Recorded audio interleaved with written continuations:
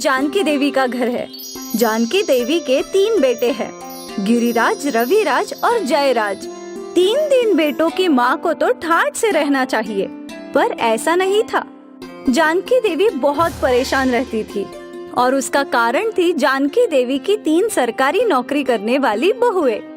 बड़ी बहू दृष्टि एक कॉलेज प्रोफेसर थी, मंझली बहू रिद्धि पुलिस इंस्पेक्टर और छोटी बहू पीहू वकील थी।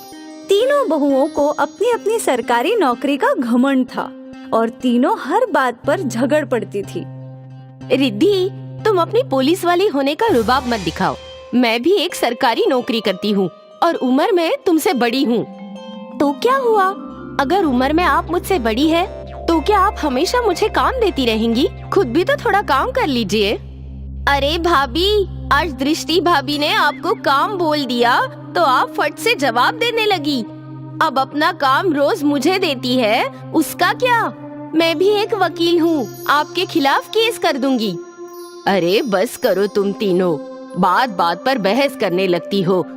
और ये क्या है, मैं ये कर दूंगी, मैं वो कर दूंगी। ये घर है, तुम लोगों की स्कूल कचहरी या हवालात नहीं, समझी? अब जाओ सबकी सब अपने कमरे में। तीनों बहुएं एक दूसरे को गुस्से से देखकर अपने अपने कमरे में चली गई।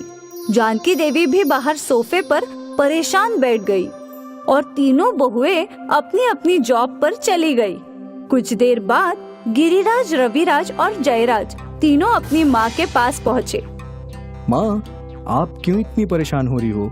ये सब तो रोज का है, हमें तो आदत हो गई है इन सब की। अब तो हम तीनों ही बाहर एक साथ बैठे रहते हैं, कौन घर आकर इन तीनों की किटकिट सुनेगा? पर बेटा, ऐसा कब तक चलेगा? आग लगे ऐसे सरकारी नौकरियों को, जिससे घर की सुख शांति भंग हो जाए। ऐसे चलता रहा तो एक दिन ये तीनों हमारा घर तोड़ देंगी। ऐसा कुछ नहीं होगा माँ, हम तीनों भाई अभी भी एक हैं और हम इन तीनों की बातों में बिल्कुल नहीं आएंगे। आप भी हमारी तरह इन सबको इग्नोर करना शुरू कर दो माँ। नहीं बेटा, मैं इन सब का अंत करके रहूंगी। हर दिन घर में कलेश हो, ये अच्छी बात नहीं है। घर में सुख और शांति रहनी चाहिए। तो अब हम क्या कर सकते हैं? तुम एक काम करो कि जो भी मैं बहुओं को बोलूं, उसमें तुम हामी भरना। पर आप उनसे क्या बोलने वाली हैं माँ? वो तुम मुझ पर छोड़ दो बेटा, मैं उनकी सास हूँ और सास कैसे अपनी बहुओं को सुधारती है ये अब देखते जाओ। मैं जो भी उन्हें बोलूँ तुम लोग बस हाँ बोलना। जी माँ। जानकी देवी ने एक युक्ति निकाल ली थी, जिससे ये रोज की अनबन की समस्या हमेशा के लिए हल हो जाएगी। और आज इतने दिनों बाद जानकी देवी के चेहरे पर मुस्कान थी। शाम को जब तीनों बहुएं लौट आई और किचन में काम कर रही थी, तो जानकी देवी उनके पास गई। तुम तीनों की तीनों अपना अपना सामान बांध लो। क्यों मम्मी जी? क्योंकि तुम तीनों अपने अपने मैके जा रही हो। हम क्यों अपने मैके जाएंगे? क्योंकि तुम तीनों को अपनी अपनी सरकारी नौकरी पर इतना घमंड है कि तुम तीनों ने उस घमंड में मेरे घर की सुख शांति बर्बाद कर दी है। मेरे तीनों बेटे तुमसे परेशान हैं। तुम तीनों ने बहू होने का कोई फर्ज नहीं निभाया, इसीलिए तुम तीनों अपने मैके जाओ। ऐसे कैसे मम्मी जी? ये तो गलत है। मैं आप पर केस कर दूंगी और आप तो मुझे जानती ही है, मैं सबके सबको अंदर डाल दूंगी।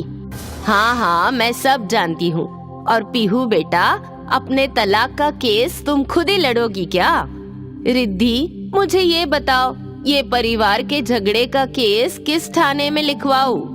देखो, तुम तीनों अच्छे से अपने मैके जाना चाहती हो तो जाओ, वरना मैं तमाशा करके केस करके भी तुम तीनों को निकलवा सकती हूँ। वैसे भी मेरे तीनों बेटे मेरे साथ हैं। ऐसे कैसे हो सकता है? मेरे पति मेरा साथ देंगे।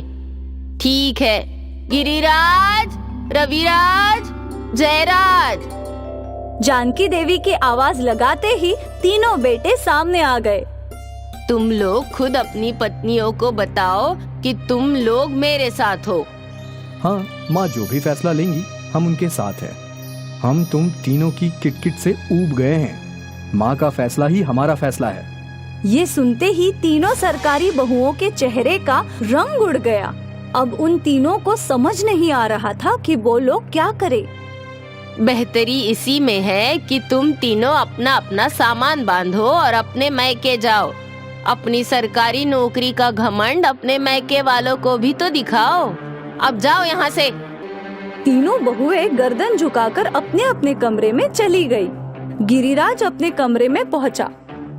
आप सच में चाहते हैं कि मैं यहाँ से चली जाऊँ?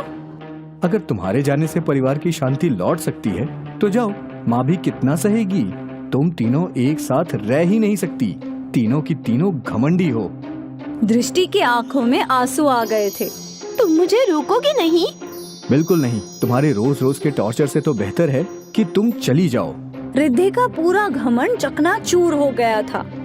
क्या तुम सच में मुझसे तलाक लोगे? हाँ, अगर जरूरत पड़ी तो।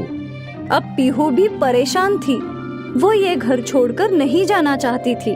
जानकी देवी खुशी खुशी सोफे पर बैठी थी और तभी उनकी तीनों बहुएं उनके पास आई। माँ जी, हमें माफ कर दीजिए। हमें इस घर से नहीं जाना है, ना ही इन्हें तलाक देना है।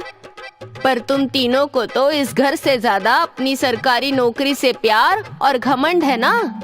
क्यों बड़ी बहू, तुम आज कोई पाठ नहीं पढ़ाओगी? मजली बहू, हमें थाने नहीं ले जाओगी? और तुम छोटी बहू, तुम तो हम पर केस करने वाली थी ना? तीनों की आंखों में आंसू आ गए। हमें माफ कर दीजिए। हम फिर कभी अपनी सरकारी नौकरी का घमंड नहीं दिखाएंगे। हम सब घर की शांति बनाए रखेंगे। हमें माफ कर दीजिए। जानकी देवी यही चाहती थी। आज उसकी तीनों सरकारी बहुओं की आंखों में पछतावा था। बड़ी बहू, मजली बहू, छोटी बहू, रोना बंद करो। तुम सबको अपनी गलती समझ आ गई, ये बहुत है। परिवार का मतलब एक साथ हंसी खुशी रहना है। पर तुम तीनों अपनी सरकारी नौकरी के घमंड में मेरे इस परिवार को तोड़ने जा रही थी। मैं नहीं चाहती कि तुम तीनों यहाँ से जाओ। मैंने तुम्हें माफ कर दिया। इस परिवार की शांति हमेशा बनाए रखना। आखिर जानकी देवी ने अपनी तीनों सरकारी बहुओं का घमंड तोड़ ही दिया। अंत भला तो सब भला।